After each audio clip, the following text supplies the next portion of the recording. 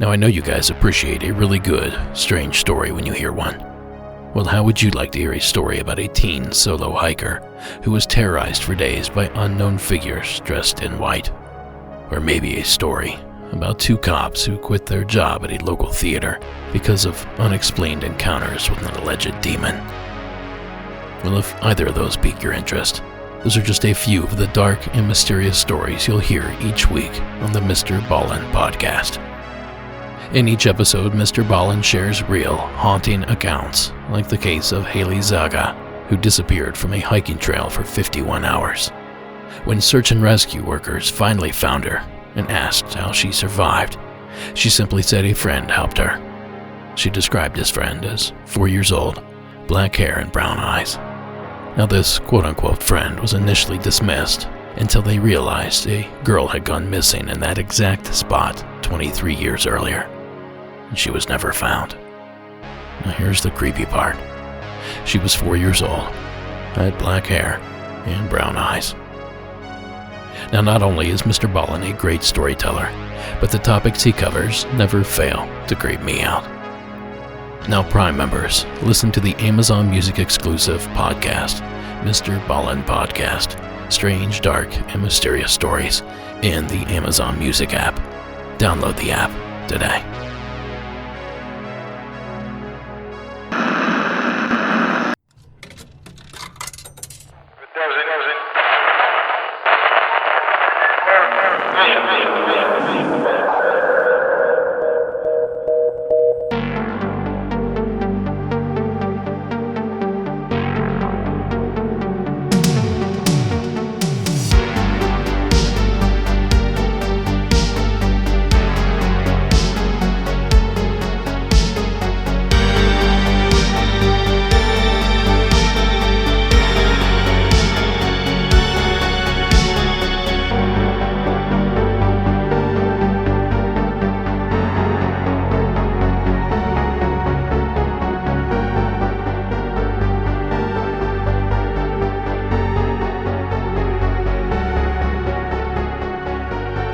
Good evening and welcome to Monsters Among Us. I'm your guide, Derek Hayes. And just how are you this fine, rainy evening? It's absolutely pouring outside Monsters Among Us studios. There are gusts of wind that make me wonder if the oak and cedar just outside my window will suddenly be inside. But anyone around these parts, Southern California for those new to the program, will tell you that we need the rain. And I am grateful for it. Not only because the countryside is parched, but because it makes for great storytelling weather. You sit yourself beside a roaring fireplace as the rain pounds a cabin's tin roof. Here, let me try this.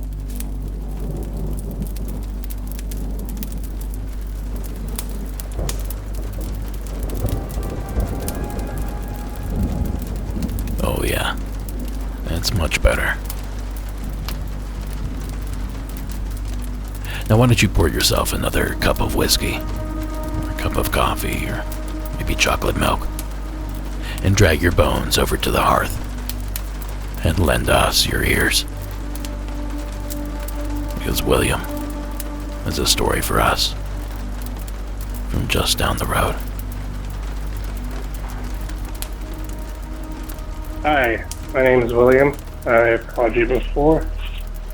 I don't have a story for you. Coming from the Third Valley, California, I was going through some old episodes, and I'm on season 9, episode 16, and a dude was talking about, I think his name was David, about turning onto Rabbit Springs Road and seeing the weird creature that looked like a dog with mange. Well, he didn't say what color it was, but I think I've seen the same thing that he did.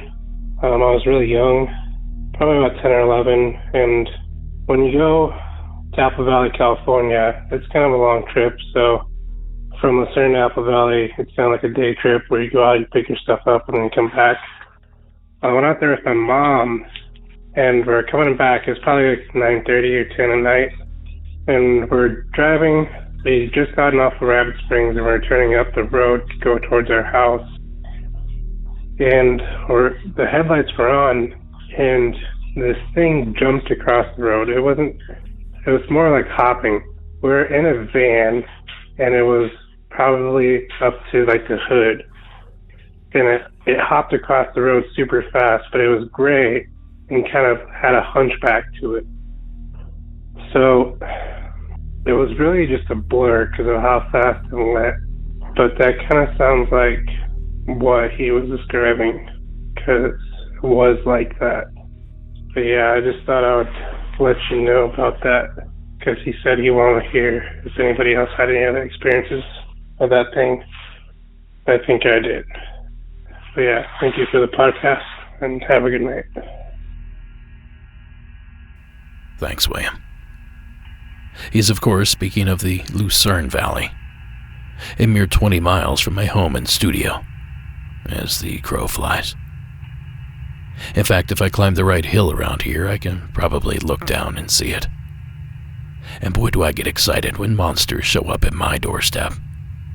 But before I geek out on this local lore, let's explore the call that inspired William to call in.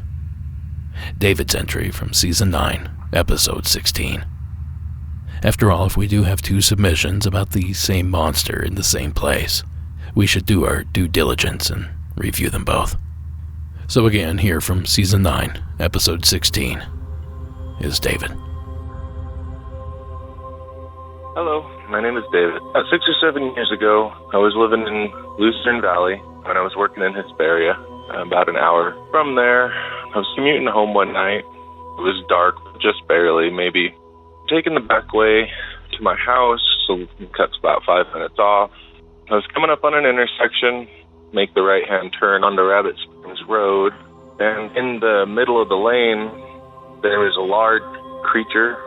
It looked a lot like a dog with mange. I was driving a full-size Ford Bronco at the time, and where it was standing, hunched over, it was almost at eye level with me. It was quite large. I had never seen anything like that. I'm fairly familiar with the animals in the area, and generally just animals you would find in the wild. I searched everywhere when I got home that night to try to find something similar. I wish I had more information with you, but I didn't really get a great view of it, maybe 3 seconds total while it was in my headlights, and I kind of stepped on the gas and went around it as quick as possible. While I was driving past it, it just kind of watched me, but that's about it. I'd like to know if anybody else has seen anything similar, because that's mainly, I want to know what the heck I saw. Thanks, David. You know, it seems like David and William need to get together. They seem to have more than a few things in common. They'd be fast friends, I imagine. But never mind that, because it's breakdown time. Now, both stories seem to originate from the same stretch of road. By my estimations, maybe a mile or so apart. Now, this area is fairly desolate. Sloping desert hills covered in rocks and waist-high scrub brush, with plenty of canyons and washes woven in between. Not the sort of place you'd imagine a monster would live, but also not likely the place you'd look for one either. Now, both witnesses reported something large in the road, something neither of them could identify. But I'm wondering if that is where the similarities seem to end, because the descriptions of the two creatures that were witnessed those evenings do not seem to match up.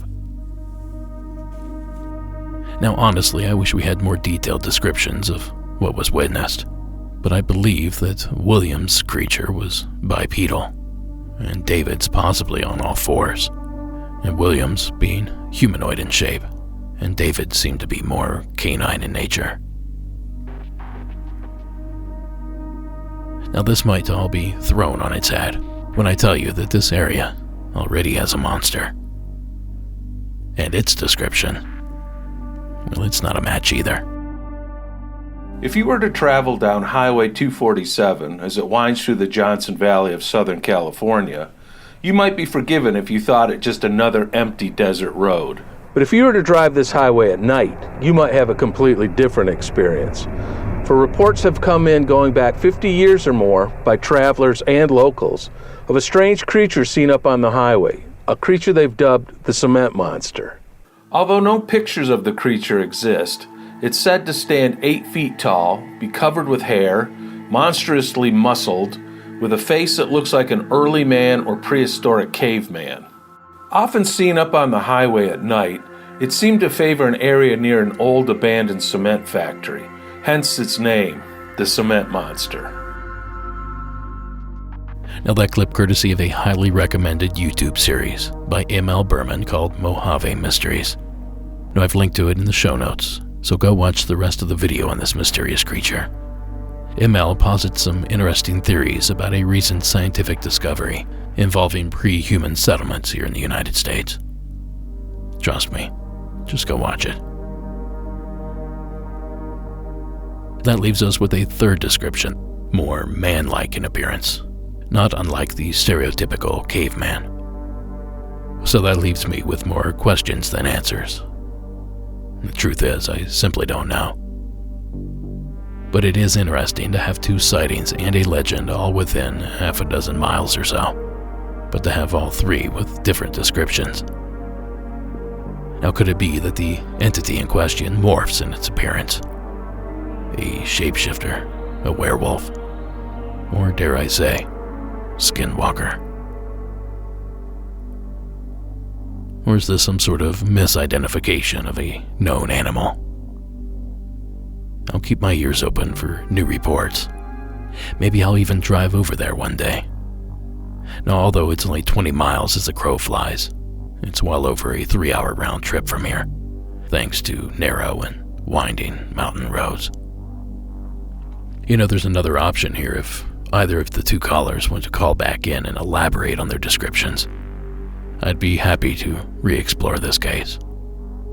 Until then, a huge thanks to both the callers. Now, I've been receiving an increased number of doppelganger stories lately. And truth be told, at first they didn't seem to bother me. But these last few that have come in, well, they've been, in a word, unsettling.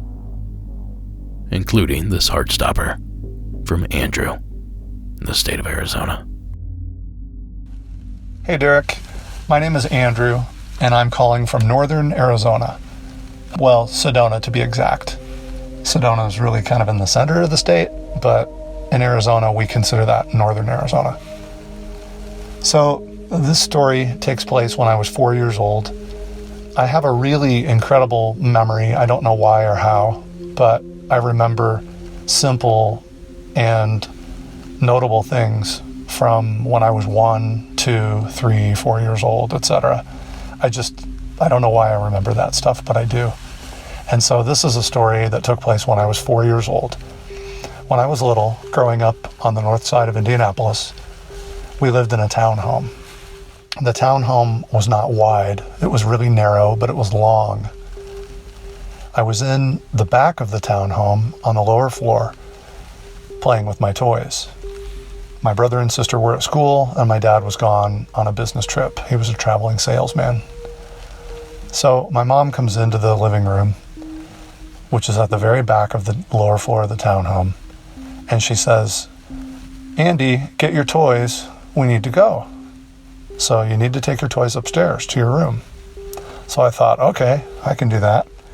And I start to collect all my toys, and my mom walks out of the room, and I grab a couple of my little action figures, and I look down the hallway, and I see her go into the kitchen. And so, nothing notable about that necessarily, just that she goes in the kitchen. And I grab the rest of my toys, and I start to haul it all down the long hallway to the front of the townhome, to the stairway. So as I go down this long, narrow hallway, I can hear clanking, and I hear water, and I can hear dishes, and I know that my mom is working on things in the kitchen. So I peek in the kitchen as I walk by, and I can see her back to me, and she's over the sink scrubbing plates or whatever. So I turn around and keep going, and I get to the stairs. The stairs, it's a long stairway because the ceilings are high. We have very high ceilings in the townhome, so it's a long, narrow stairway, and the steps are not normal height and width. They're kind of taller than normal and more narrow than normal. And so I remember it was always difficult going up and down those stairs. So I tried to be very careful because I had fallen a few times on them. So I get my toys and I lug them up the stairs, and I'm walking, and I get to the top of the stairs and I'm exhausted. So I sit down, set my toys down, and lean against the wall to catch my breath. And lo and behold, the entire time going up the stairs, I can hear my mom in the kitchen, dishes and all. When I'm sitting there with my back against the wall, I hear steps coming from my mom and dad's bedroom. Well, there's nobody home but my mom and I, and my mom's in the kitchen. So from out of her room comes my mom, walking out of her room and toward me on the stairs. So I'm very dumbfounded, and I have probably what is a blank, terrified stare on my face. And my mom just has this expressionless, empty shell of a stare. And she walks right past me, doesn't say anything, and goes down the stairs. So the big question I had for myself is, if my mom is downstairs washing dishes, there's no way she could have gotten past me to go upstairs to her room while I was lugging my toys up the stairs. How on earth did she get up there and walk from her bedroom? And then while she walks past me to go down the stairs with an empty shell of an expression, I can hear the water in the dishes clanking. So she's still downstairs washing their dishes. What happened? What on earth was that? So that's my story. I don't know if that's a case of a doppelganger.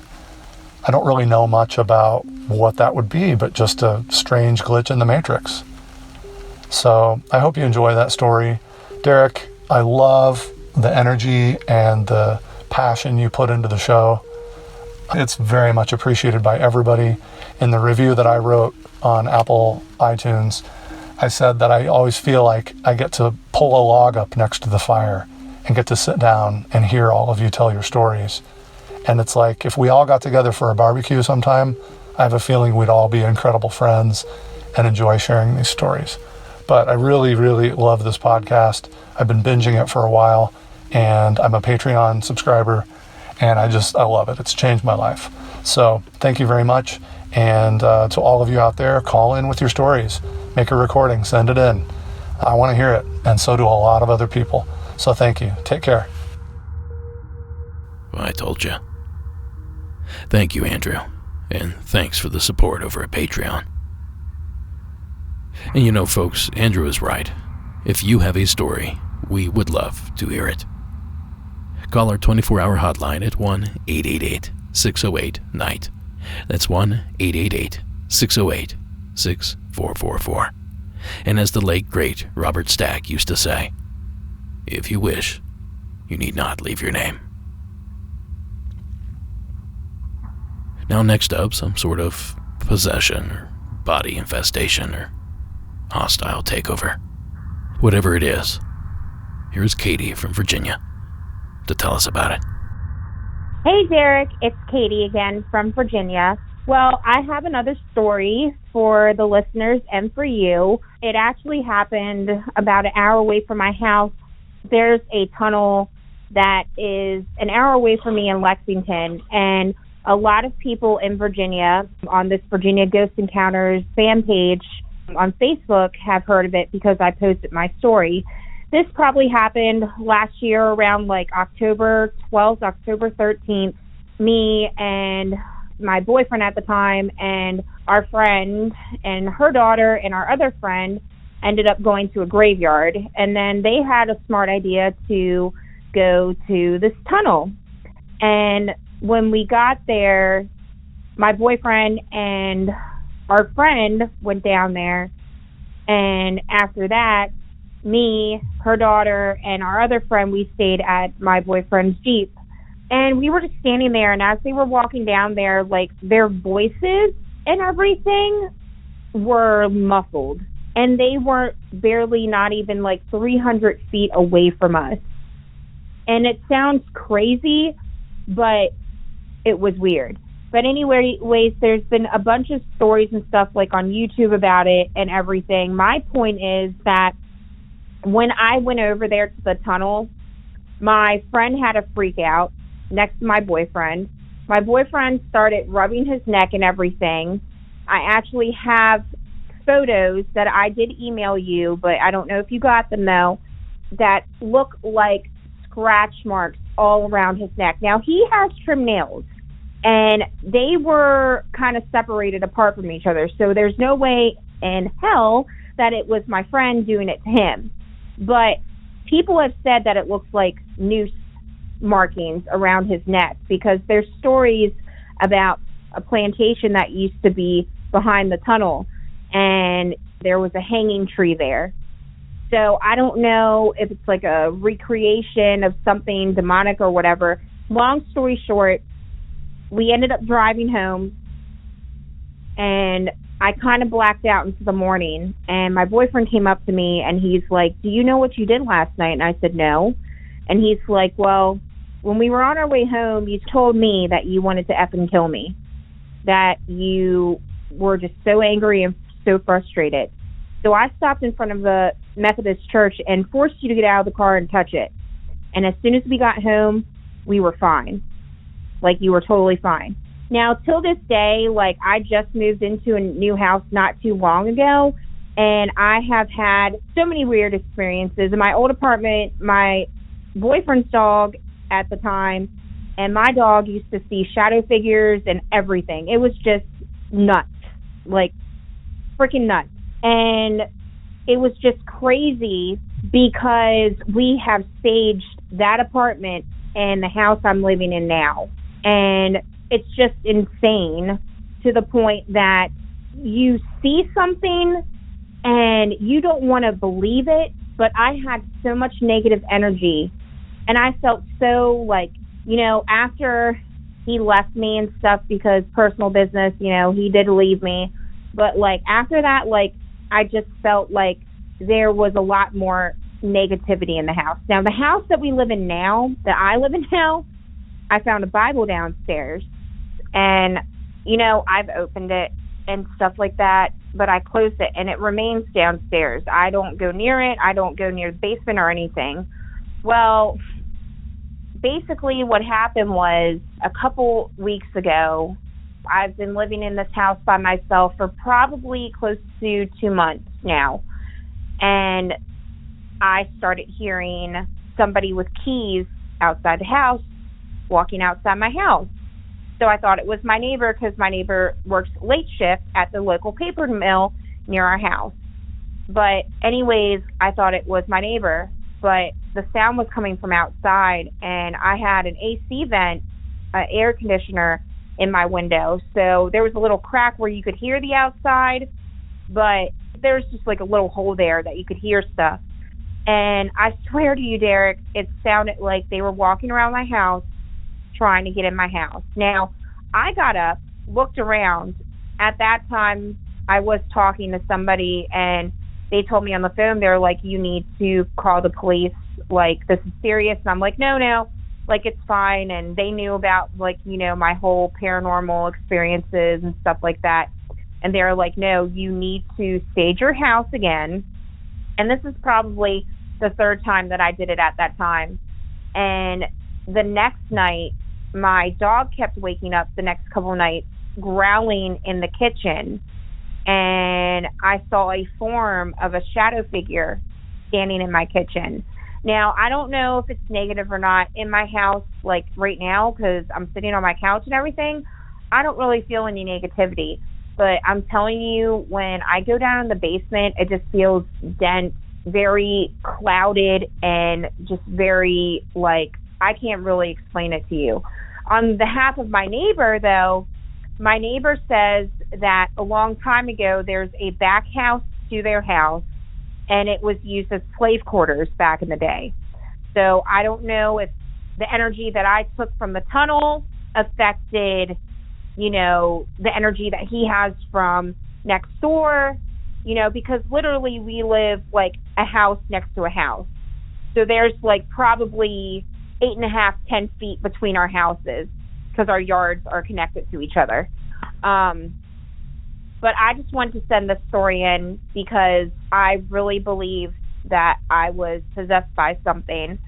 And I'm not going to give the tunnel name out. If anybody who lives in Virginia knows of a tunnel in Lexington, you know what you're getting into. And it's just crazy. Derek, I really hope you do your research on this tunnel. There are a bunch of YouTube videos out there that you can use for evidence and put it out there for people. But I'm just warning you and warning everybody else, I will never be returning to that tunnel again, ever again. Even though it's funny because I got a new job and I work literally like not even 25 minutes away from there. Love the podcast. I've been catching up. I've been kind of late, catching up on every episode, but I appreciate you. I appreciate everything you do, and I know everybody else does. Thank you. Thank you, Katie. Now she's referring to the Poorhouse Road Tunnel in Lexington, Virginia. And I managed to find a few things about it online, which I linked to in the show notes. But I think it's a story better saved for a Hometown Legends episode. But this is a perfect reminder to get your local legends gathered and submitted as soon as possible. We're already nearing the halfway point of this season, believe it or not, which means that Hometown Legends is right around the corner. Now remember, when you call in, make sure you say the words Hometown Legends early on in your story so that my fancy word searcher can pick you out of the crowd. Now I've included the photos that Katie referenced in the show notes that show some sort of redness on the gentleman's neck.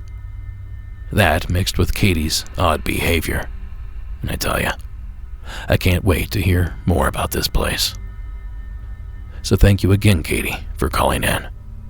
And thanks for putting it on our radar. Do you want to really impress the people on your holiday shopping list this year? Check out Uncommon Goods. Whether you're shopping for a coworker or your entire family, Uncommon Goods has something for everyone, even those hard-to-buy-for people on your list. Now, I think the best gifts are something the recipient wouldn't buy for themselves, but would really enjoy and appreciate. Well, Uncommon Goods has everything from an indoor s'mores fire pit for your living room to a spooky Phantom ink game. Whether you're looking for home decor, jewelry, or outdoor gear, they have plenty of awesome options for unique gift giving. Also, when you shop Uncommon Goods, you're supporting artists and small independent businesses.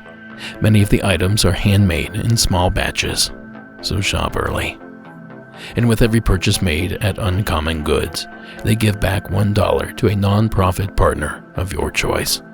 They've already donated over $2.5 million to date. Now, to get 15% off your next gift, go to uncommongoods.com/Monsters Among Us. That's uncommongoods.com/Monsters Among Us for 15% off. Now, don't miss out on this limited time offer. Uncommon Goods. We're all out of the ordinary.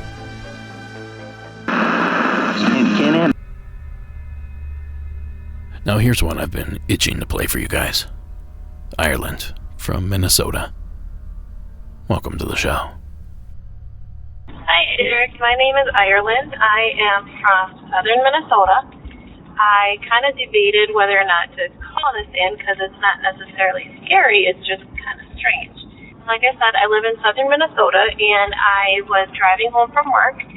It was mid-afternoon in this time of year. Down here, up here, I suppose for you, the corn is high. So we have a lot of field corn and sweet corn and whatnot on most of our roads around here. And I myself live out in the country in a very rural area. So to go home, you pass by cornfields. So there's tall corn on each side of the road. And I was just, kind of doing my normal routine, driving home from work. And I was watching, I don't know, maybe 30, 40 yards ahead of me on the road, a person on a bicycle was driving their bike from the right side of the road to the left side of the road. And in and of itself, that wasn't really that strange, but the weird part was one of those really, really old-fashioned bicycles with the huge, exaggerated front wheel, the tiny handlebars, and the smaller back wheel. And I just thought, well, that's weird. Somebody must have got a bike at like a rummage sale or like an antique shop, and they're taking it, for a ride. But I didn't even think those things actually worked. So anyway, I watched it go from the right side of the road to the left side of the road, and then when I got up to it, it just wasn't there. Like it drove into the cornfield. But that's not possible because corn, you could maybe weave in and out of it if you wanted to, but it's too thick. You can't ride a bicycle in a cornfield at the beginning of September. It's just impossible. So when I first saw it, I thought, well, that's weird, that somebody has this antique bike. And then when I got up to it and saw it wasn't there, then I kind of realized maybe I didn't see what I thought I saw, or maybe it was my imagination. I don't know, but I can't think of anything that could have possibly been this strange-looking bike and somebody riding it. There's no, ATV or regular bikes that would have looked exactly like this and went into the cornfield, but it was really strange. So anyway, that's what I saw. It was the middle of the afternoon, so it was daylight. I could see it plain as day from one side of the road to the next, and then it was just gone. There was no bike or person in the cornfield after that. Anyway, I very much enjoy your podcast. I commute to and from work, and I religiously listen to it every day. So please keep up what you're doing. Thank you, and have a great day. Thank you, Ireland. Now she's talking about the penny farthing bicycle, named that because of the British coins, representing each of the bike's mismatched wheels. And as you've probably guessed, they fell out of popularity a long time ago. They were really only used from the 1870s to the 1880s. And sure, I suppose some collectors may have them, but not many of them ride them, and even fewer ride them into a cornfield. Which brings me to another of Ireland's points I'd like to elaborate on. She'd mentioned that the bike could not have ridden into the field of corn. Well, I actually grew up around corn, and I have to disagree. I'm certain you can ride a bike into one of these rows. You see, corn is planted in a straight line, with a 30 or so inch gap in between each row to allow work on the plants and room for them to grow. Now, 30 inches isn't much, but I think you could ride a bike through that. I'm not sure about a 150-year-old bike, and I certainly wouldn't want to. The leaves on a cornstalk can be razor sharp, and a rider would likely emerge on the other side covered in little paper cuts. So what does that leave us with? A glitch in the Matrix, a time slip of some sort, or a ghost on an old-timey bicycle. Whatever it is, I absolutely love the detail, and we thank you again, Ireland, for sharing it with us.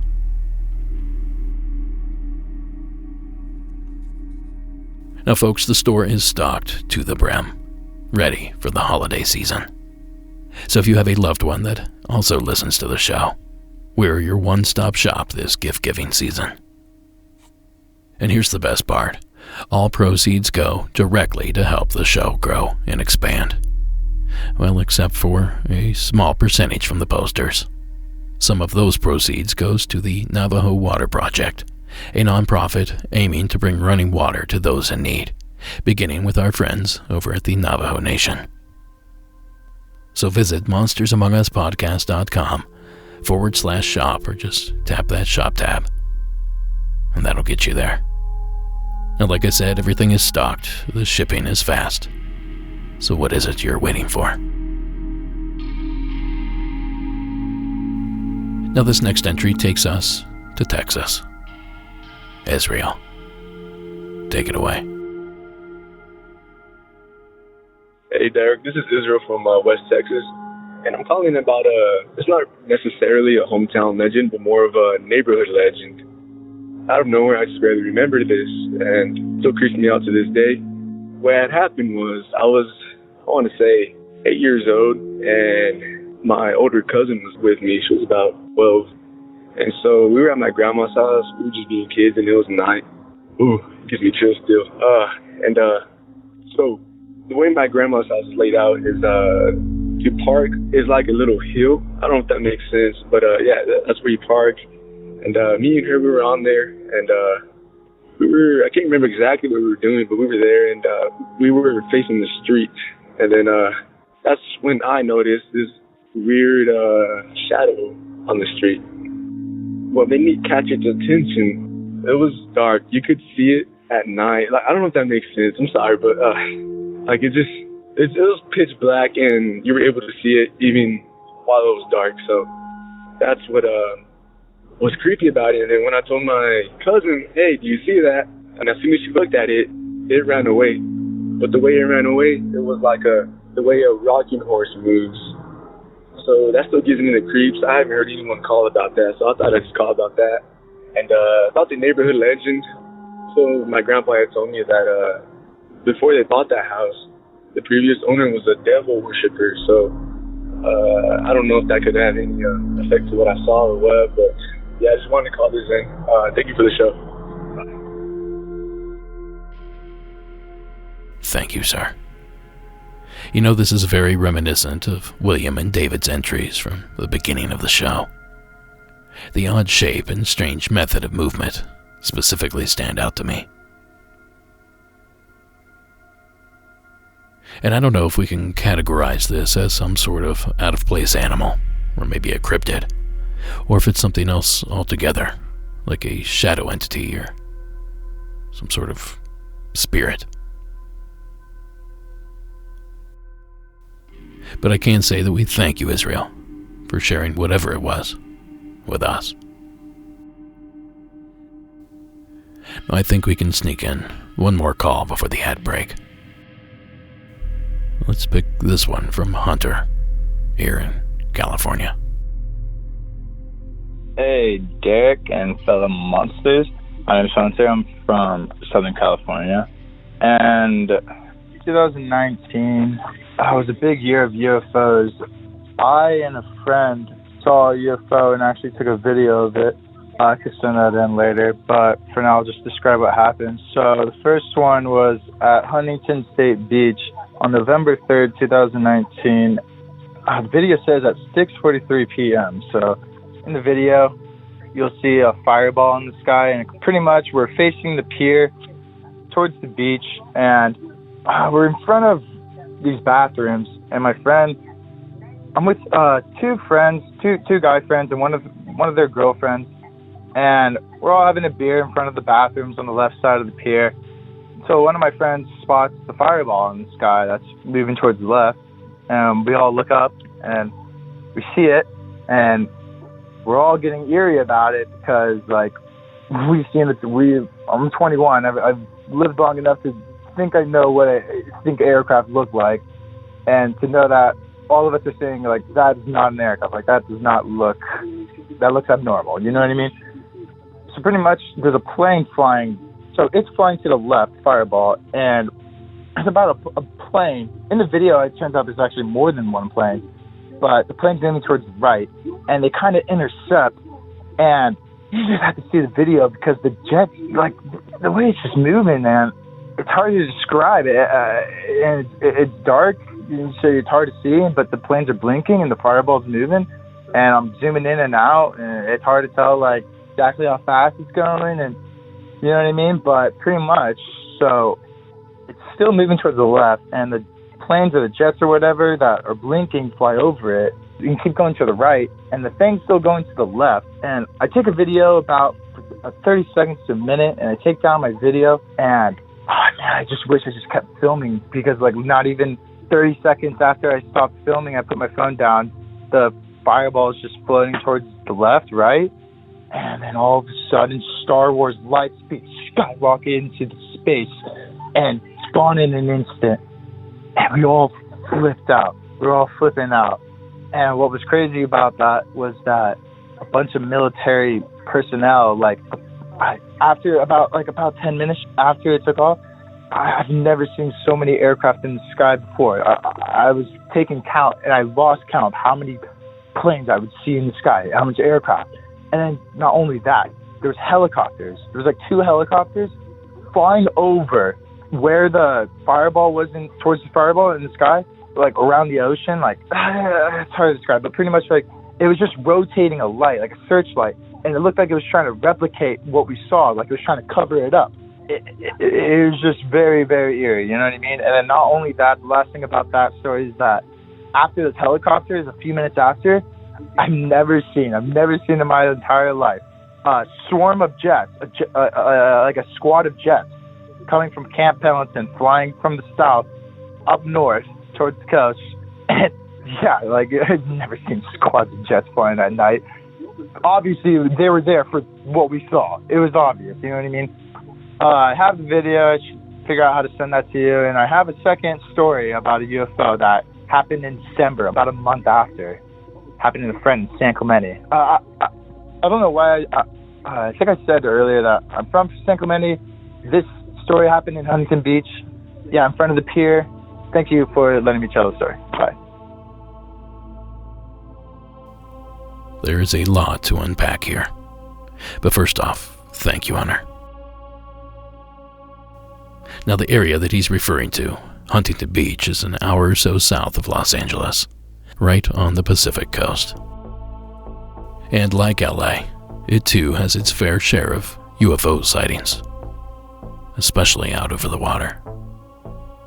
USOs, as they call them, unidentified submerged objects, on account of them dipping in and out of the ocean. And that area from, I'd say, Santa Barbara all the way down to South Orange County seems to be a hotbed for this activity. And you know, it has been for a while, as this early 2000s episode of History Channel's UFO Files can attest. This is the Santa Catalina Channel, a 26-mile wide stretch of the Pacific Ocean separating the city of Los Angeles from Catalina Island. According to experts, these waters, portions of which might be as deep as Mount Everest is high, may contain some of the world's darkest mysteries. In recent years, escalating reports of unidentified submerged objects, or USOs, flying into and out of the channel have caused great concern to local residents and researchers. The whole area here is just a huge hotbed of UFO activity. I've uncovered probably 200-300 cases of UFOs flying over the mountains and over the water here. It's just a huge hotspot. Preston Dennett is the author of UFOs over California. He has been investigating USO activity in this area. Now, I've linked to that full episode if you're interested, and it's free over on the YouTubes. Now, I do have the 2 videos that Hunter referenced in his call, and truth be told, one is a solid orange light in the sky with an approaching plane, just as he described. But the other, well, that one is more peculiar. It appears to be filmed through a car's passenger window and shows a very vibrant blue light hovering in the sky. But just before the video cuts out, you can clearly see the blue orb shoot left and out of frame at an incredible speed, a speed that no human could possibly withstand. Now, I don't get to work with video evidence all that often, so I contacted a good friend, Emmy Award winner, and editor of our still upcoming film, Shadows in the Desert, Matt Van Hosen, and asked him to take a look. Now, specifically, I was concerned about 2 things, especially pertaining to the video of the blue light object. First, I wanted to know if it was digitally manipulated in any way. In other words, was the light added in post using a computer? And secondly, could we be seeing the reflection of something inside the car off the window rather than observing something in the sky past the window? Well, without prompting him on any of those questions, this is what he had to say. Hey, Derek. I took a look at those videos you sent me. Now, I am not a forensic video expert, but they are very compelling. In the first video, the orange light in the sky was described by the original caller, after seeing them with his own eyes, as a fireball. And if you watch the zoomed in and stabilized footage, it really does appear to pulse and flicker the way a fireball might. The second video has a blue orb, and that is quite interesting to me as well. When I was watching this, I went frame by frame looking for any kind of logical explanation or visual clues as to what might be going on here, and I just couldn't find anything. My immediate thought was that it might be a reflection in the windshield, but it really doesn't seem crisp enough for that. Filming a reflection on the car's glass would technically be focusing on something just a few inches away from the camera, maybe a foot away from the camera. But this blue orb was really soft, suggesting to me that it's a little further away. It also moves independent of everything else in the frame, and when zoomed in, you can see it kind of warbles or morphs, again suggesting to me that it truly is at a distance. Also, when it zooms off screen, it leaves a light trail, and that light trail really seems kind of natural and authentic to something that would be moving that fast. So ultimately, I have no idea what these are. They may or may not be UAPs, but I definitely wouldn't consider them to be CGI or anything else that was done to be intentionally misleading. At the end of the day, these are very interesting and very compelling. It seems he answered both my questions before I even had time to ask them. And to me, it sounds like it's not CGI. And it's likely not a reflection either. So what the hell was it? A huge thanks to Matt for taking the time to review these clips. Now, of course, I've linked to both of them in tonight's show notes at monstersamonguspodcast.com. So go over and take a look. Matt was also kind enough to stabilize and slow down both videos. Again, you can find them in the show notes. Now, I'm not sure if any of these enhancements did anything to solve the mystery, but we can certainly get a better look at whatever this thing is. So again, a huge thanks to Matt for all his help here, and a huge thanks to you as well, Hunter, for not only sharing the videos, but that story as well. Now, real quick before I continue, you might recall on last week's episode, an anonymous caller reported something strange in the skies over Ellington Airport in Houston, Texas, back on September 23rd. Well, a listener named Eric had some insight on that case, and via email sent me the following public notice, posted by the Houston Police Department. Beginning tomorrow, September 13th, the Department of Defense, in conjunction with the Houston Police Department and other local and federal law enforcement agencies, will be conducting training exercises within the city of Houston through Friday, September 23rd. These annually planned multi-agency training exercises are aimed to better improve service to our communities and are not in response to any current events. Residents may hear noises or see low-flying helicopters as part of the exercise. The public should not be alarmed and does not need to call 911 during the training exercises. Those with non-urgent concerns or inquiries can call 311. To help maintain the highest level of security, the exercises are not open to the public. Well, maybe that settles it. Thanks, Eric, for the heads up. Unless this is your first time listening to Monsters Among Us, you've already heard me talk about microdosing and how all sorts of people are microdosing to manage pain, elevate their mood, and more. Microdosing has especially been a huge help for me when dealing with insomnia and anxiety. It helps me to chill out at the end of a long day and fall asleep more easily on those nights when my mind won't seem to shut off. Now, tonight's show is sponsored by Microdose Gummies by Lumi Labs. Microdose Gummies deliver the perfect entry-level doses of THC and CBD that help you feel just the right amount of good. Now, before you tense up with my mention of THC, keep in mind that microdose gummies are completely legal everywhere in the United States. And while these gummies contain cannabinoids, remember, I'm not talking about getting quote-unquote high, like it's some sort of Jimmy Buffett concert. No, I'm talking about entry-level doses to help you wind down, manage pain, and sleep like a baby.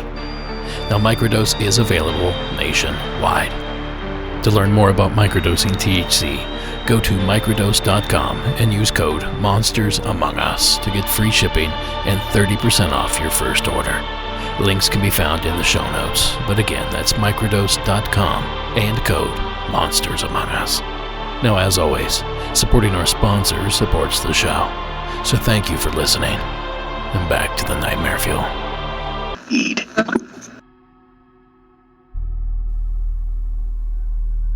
Okay, it's time to hear from Heather, in the state of Missouri.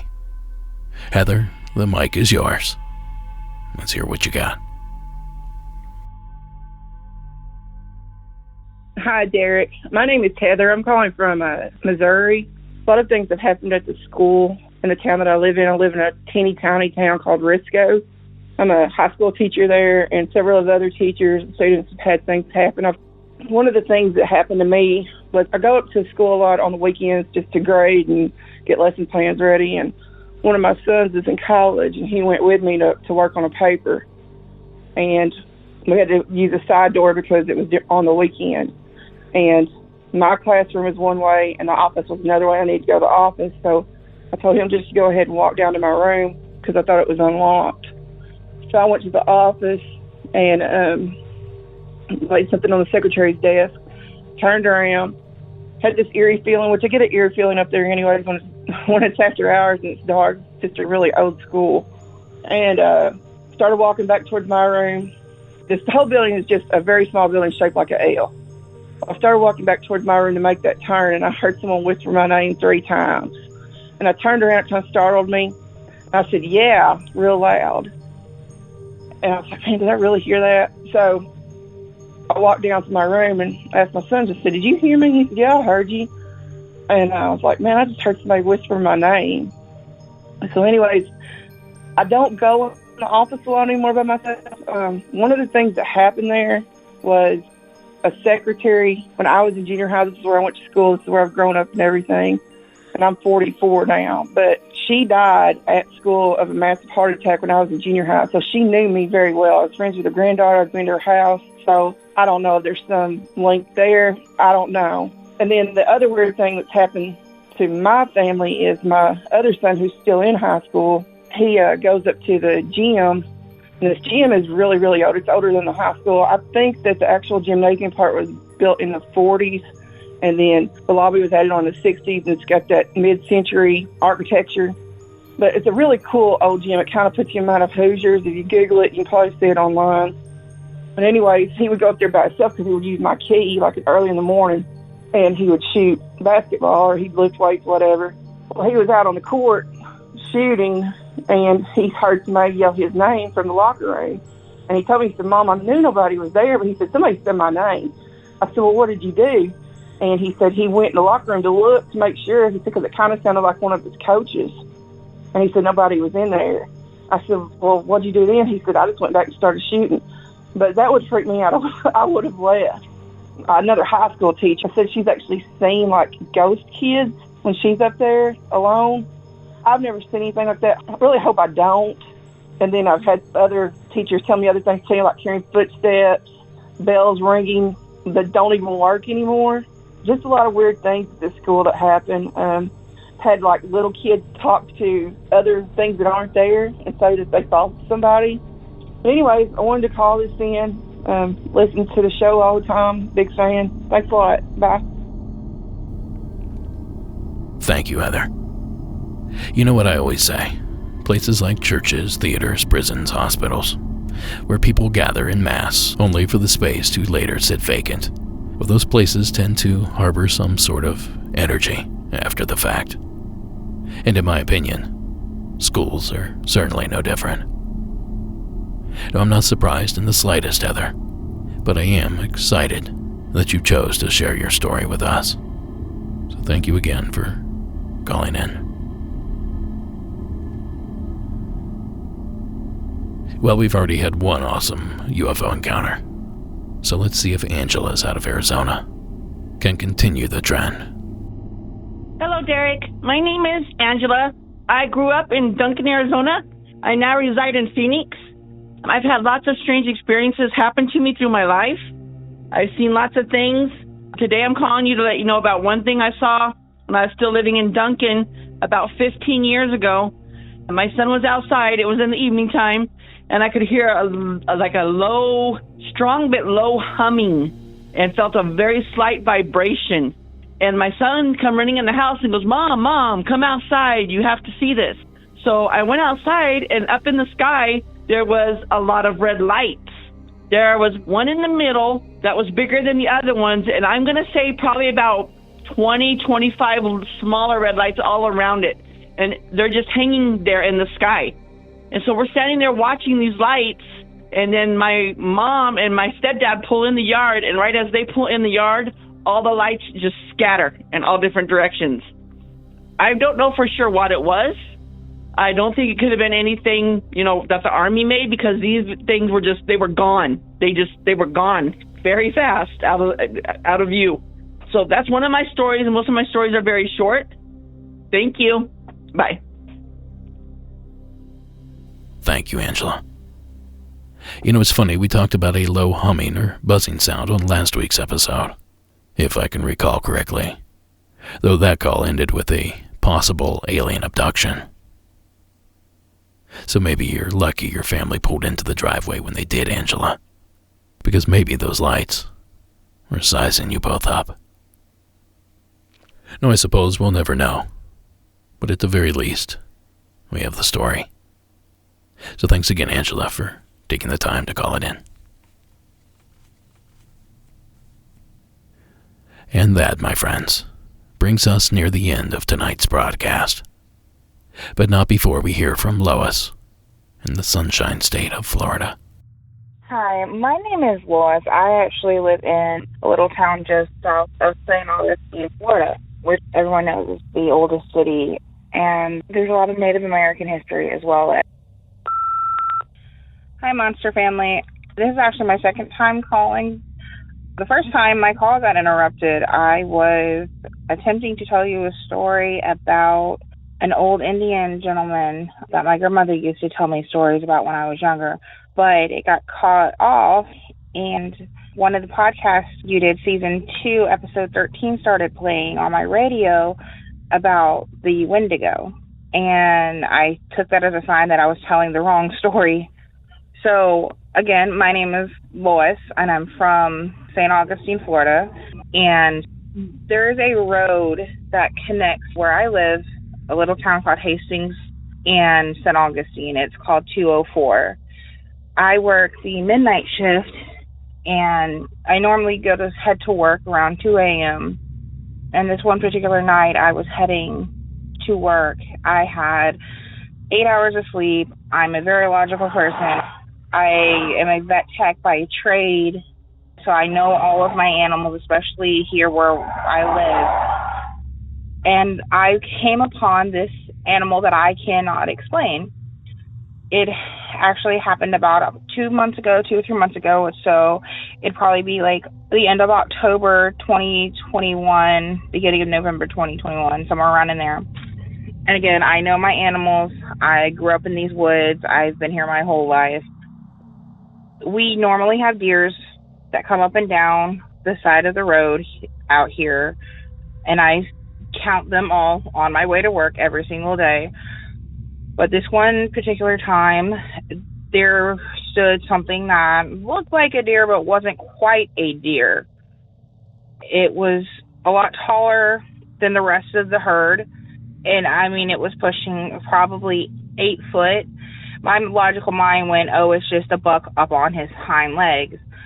But then I noticed that where it should have been a nice white stomach was kind of a leathery texture. I don't want to say it was the Wendigo because I don't want to say that, but it definitely was not like the rest of the herd. It was definitely an unknown animal. And it was up on its hind legs. It was bipedal versus on 4 like the rest of the herd. And ever since that day, I have always been very careful going down this road since I'm on the road now, which is why I think I was supposed to tell this story versus the other story I was going to tell you. And every single day in the same spot where I saw this, is the same herd, but this thing is not there anymore. It was one and only time that I saw it. I was actually going through some spiritual issues at that moment in time anyways, so I'm not sure what it was. But I guess I will call back with the other story that I was going to tell you some other time. Let me know what you think. Thanks. Bye. Thank you, Lois. When the phone gods speak, it's always wise to listen. Okay, let's break this one down too.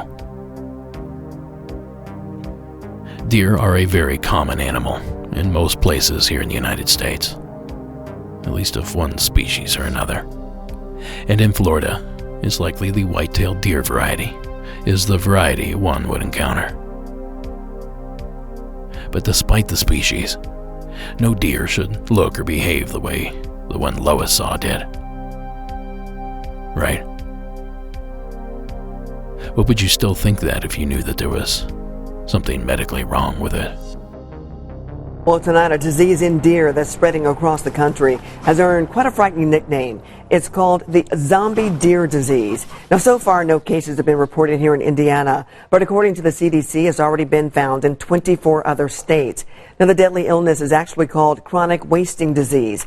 Once an animal gets infected, prions start eating away at their brains. The symptoms include weight loss, stumbling, lack of coordination, even drooling. Now, there have also been no reported cases of zombie deer disease in humans, but the CDC is urging everyone to avoid eating the meat of infected deer. Now that clip courtesy of WTHR, NBC News 13 out of Indianapolis. And look, zombie deer disease is serious business, and it can make an infected animal behave in all sorts of strange ways. But would it affect it enough to cause the behavior that Lois described? Could it change the animal's appearance to the extent that she reported? In short, would chronic wasting disease cause a deer to walk on its rear legs? Well, maybe, but I'm not sure I would count on it. Also, I found no evidence of the disease existing in the state of Florida. So if it's not a disease, what could it have been? Now I'm going to go ahead and put the kibosh on the whole Wendigo thing.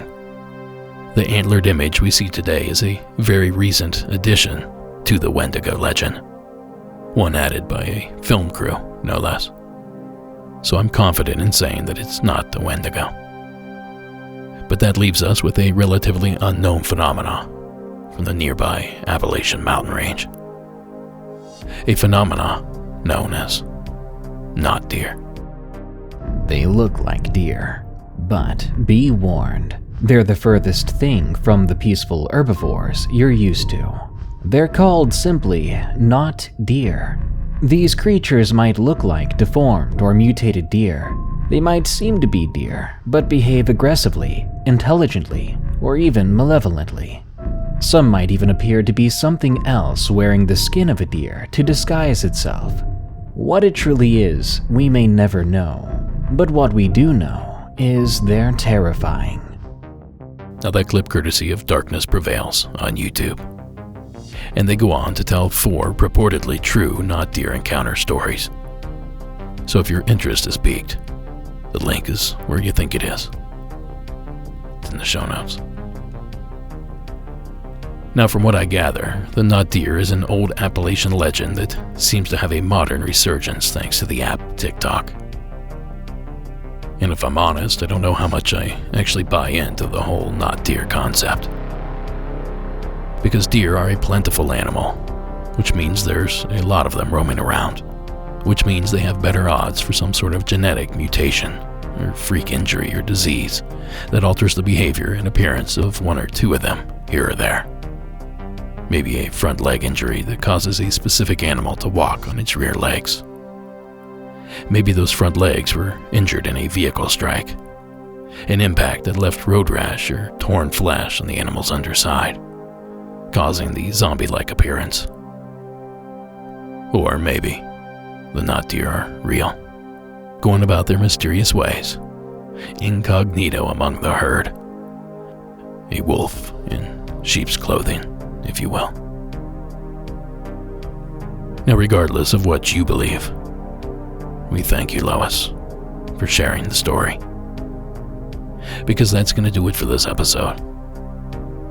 Monsters Among Us was written and produced by me, Derek Hayes. Additional support was provided by Sarah Carter Hayes and Addie Lloyd. All media used in this production is done so under the protection of fair use. And if you don't mind helping us out, please leave us a rate and review wherever possible. And don't forget about YouTube. The hoodie order is in, everyone. So if you ordered a hoodie, well, it's being made as we speak. So I'll be sure to make an announcement when those things are ready to ship out. And finally, the score from tonight's episode was provided by Iron Cthulhu Apocalypse, Co.ag Music, and Carl Casey at White Bat Audio. Thank you so much for listening. Enjoy the rain, and keep it spooky out there.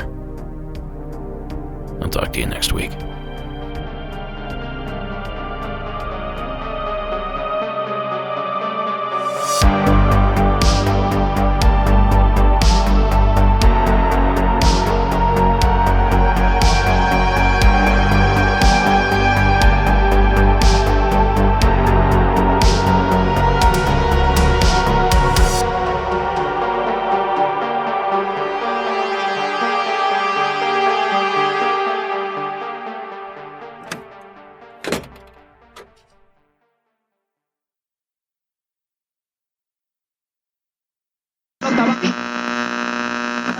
Mr. Pop.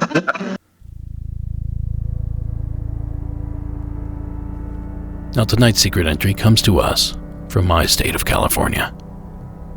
Sherry, welcome aboard. Hi, Derek. Big fan. My name is Cherie. I'm actually calling about here at Blue Lakes, California, last year. Today is Memorial Day weekend, 2021, and this actually happened about the same time last year. We're out here fishing in Blue Lakes, California, like I said, trout fishing. I know you like that. I had just broken my leg a few months earlier, and I was just really excited because I was going to try to swim for the first time since doing that.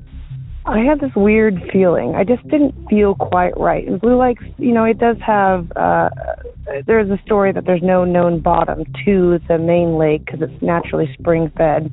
They have all these stories about bodies, people drowning here in the Blue Lakes, and then they're found out in, you know, Fort Bragg because of the underwater caves and such. But it never really got to me until that day, and I just had a strange feeling, and maybe it was just me because I had a broken leg. I don't know. But I realized that my boyfriend also, Chris, was not acting quite right. And it was toward the end of our fishing time. It had gotten really warm and we were going to leave. So we packed up, got everything ready to go. We got out of there and I kind of kept it to myself. Didn't seem like it was necessary for us to say anything, or for me to say anything. We got home back into Clear Lake, and that night he asked me, "Did you see anything across there, across the lake, on the other side of the bank?" I said, No, I didn't see anything. He's like, "Well, I saw something." And I said, "Well, what'd you see?" You know, was it a bird? Was it a peregrine? Was it a turtle? I mean, anything. I said, "No, babe, there was a shadow person over there." The shadow person, really? I mean, we're very spiritual. We know about these things. We've had many experiences. He said, "But it just stared at me, honey. It just stared at me." He said, "On the other side of the lake." I said, "Yeah." I said, "Well, did it wave at you? Did you do anything?" He said, "No, it just stared at me." And I said, "When was this?" He said, "When you were in the water." So why didn't you say anything to get me out of the water? I was enchanted. I just stood there staring. So today we're out here fishing again in the exact same spot. I don't feel any eerie feelings at the moment, but I wonder if there's any other stories about Blue Lakes, California. It's right on the border of Mendocino and Lake County. There's something to this place. There's definitely something to this place. Thanks again, Derek. Can't wait to hear everything else that you always have to have come out. Good stories, good people, and appreciate what you're doing. Bye. Merci, Sherry. Well, how about it, folks? Anyone have any experiences from Blue Lakes, California? I know I'd love to hear them. Call our hotline at 1-888-608-NIGHT or shoot me an email at monstersamonguspodcast@gmail.com. Until then, Cherie, I'll keep my ears open. And thanks again for the entry. Now then, step right up, because everyone's a winner in the beyond. And if you're not a member, what are you waiting for? Just visit patreon.com/Monsters Among Us Podcast. Then join the $5 level, and that gives you instant access to the rest of this episode and access to some 60 more hours of bonus content. Again, that's patreon.com/Monsters Among Us Podcast. Now, our first entry on tonight's Beyond is another possible screened alien abduction featuring more terrifying owls. Carissa from Washington. Welcome to the Beyond. Hi Derek, this is Carissa from Washington State. I'm calling to tell you about a spooky experience I had about 2 or 3 months ago now. I think it was early September.